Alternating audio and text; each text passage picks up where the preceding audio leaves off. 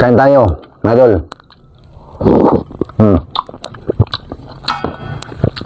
Kahapon,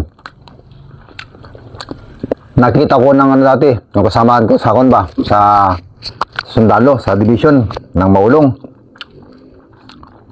Nakita niya ako kumakain ng sardinas, nakarang araw.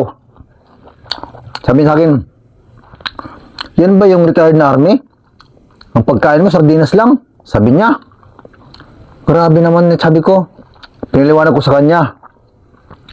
Sabi ko, namimiss ko sardinas. Kaya nga kumakain ako. Pangalawa, sabi ko, naghihirap ako ngayon. Kailangan ko magtipid. Tapos sabi niya, kuripot ka talaga. Yan talaga yung Ilocano. Sabi naman niya.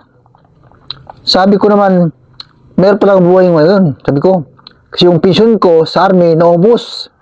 Sabi ko, wala natira. Tapos maya-maya, pwede ba ko dyan makakutang 500 lang? Sabi niya sa akin. Sabi ko, walang pera. Tapos mangutang naman siya.